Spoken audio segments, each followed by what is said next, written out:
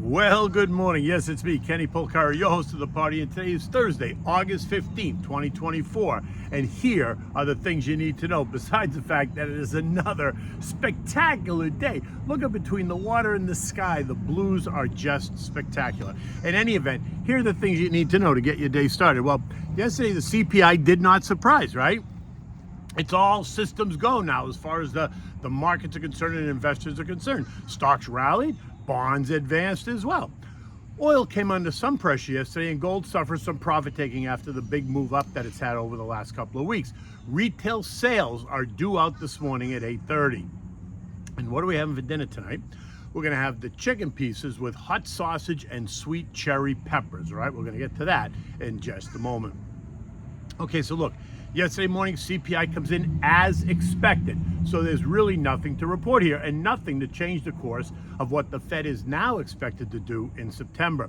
We can expect a cut of 25 basis points to be the move, even as swaps traders continue to keep betting on a bigger move. The report reinforced the recent trend of slowing inflation, not deflation. Remember, prices are still going up. They're just going up at a slower pace. So we still have inflation, but just a slower pace, which I guess is good, right? And this news brought some relief to investors and traders and even the algorithms after the nail-biting session that we had last week. Add in the cooling job market, and you can see how the Fed now has covered to begin the process of cutting rates. Now, while I continue to believe that the Fed is not going to be bullied into a jumbo rate cut, I recognize the fact that if the data over the next 6 weeks suggests an economy that's about to go off the rails, then yes, we could get a bigger cut. We would most likely get a bigger cut, but that is not my base case because I don't think that's happening. At the end of the day, the Dow gained 242 points. The S&P gained 21 points. The NASDAQ managed to advance just by 4 points, but remember, it had a big day the day before. The Russell fell by 11 points, and the transport's up 13 points, while the equal-weighted S&P added 15 points. Now, recall that what I said yesterday, that we were about to try and pierce the short-term trend line at 54.55, but I thought that it was going to offer some resistance. Well, yesterday, the S&P kissed and closed at 54.55. So let's see what happens today. The S&Ps are up 1 point in the pre-market, but guess what? It's early in the morning still. Financials led the way higher yesterday. The XLF up 1.5%. Energy and tech advanced by 0.5%. Industrials up 0.4. Consumer staples up 0.4. Healthcare was up 0.3. Real estate gained 0.3. Basic materials ended the day flat. The losers were led by communications down 0.6%, community discretionary down 0.5, and utilities essentially down just 0.1%.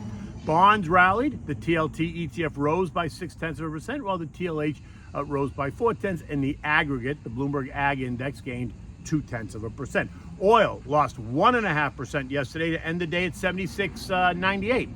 All on these persistent concerns about the weaker global demand led by China. This morning it's up 0.6 though, as traders are betting on the start of a rate cutting cycle. The thinking there is that a rate cut is going to stimulate the U.S. economy and increase demand for crude oil, all while the U.S. remains strong already, right? There's no issue in demand in the U.S. And with other central banks around the world doing the same thing, we should expect demand for oil to grow beyond our borders as well.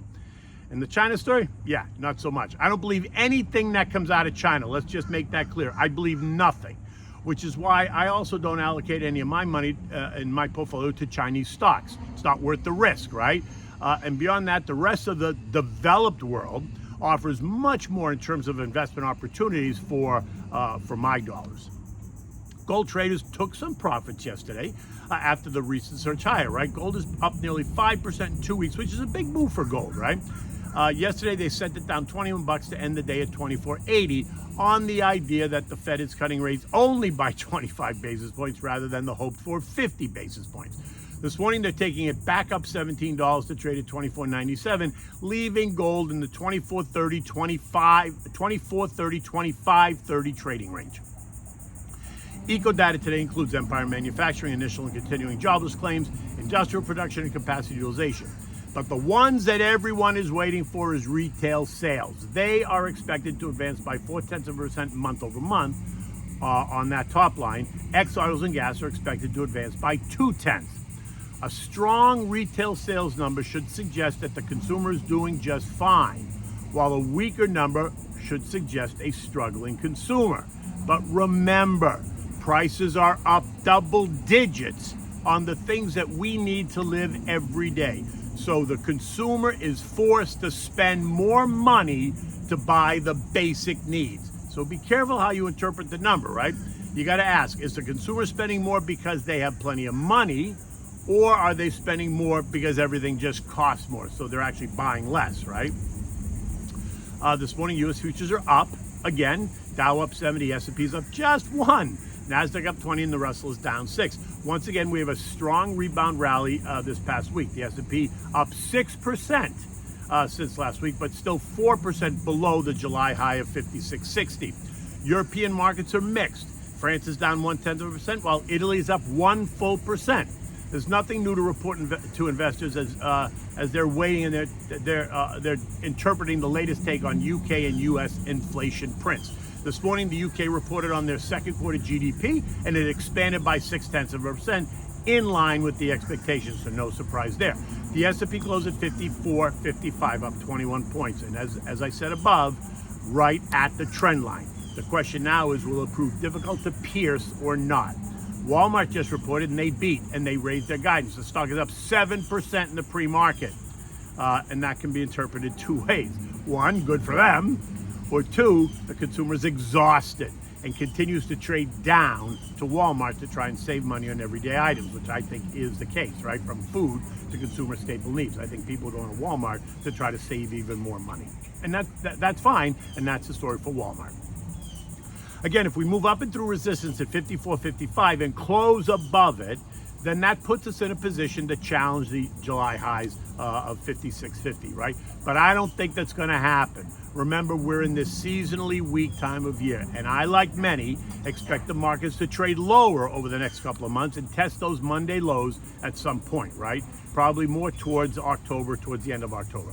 In the end, again, it's always be confident in your portfolio. Take advantage where it makes sense while building in some defensive positions. Make sure you know what you own, and in times like this, talk to your advisor if you're concerned. Remember, you can always give me a buzz and talk to me, because I'm happy to talk about markets and portfolios. Okay, so what do we have for dinner tonight? We're going to have the chicken pieces with hot sausage and cherry peppers. Now, you can make it sweet sausage if you want.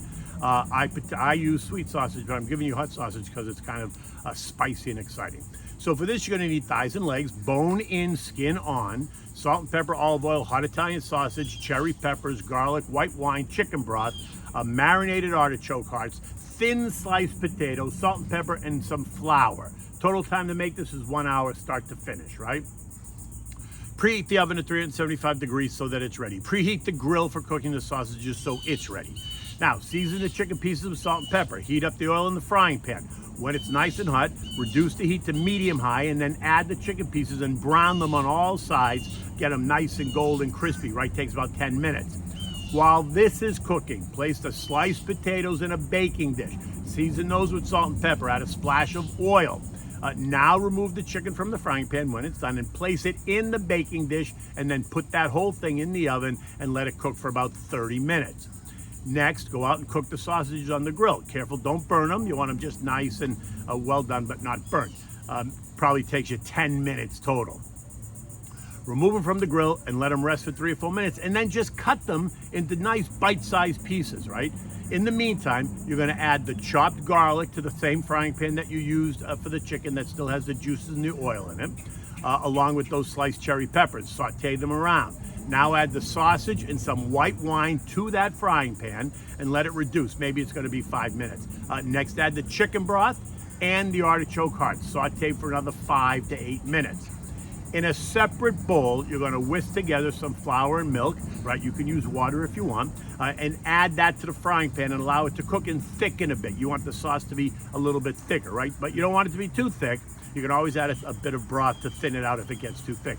Now, take the chicken out of the oven with the potatoes, reintroduce the chicken and the potatoes into the frying pan, and allow it all to simmer together for 3 or 4 minutes.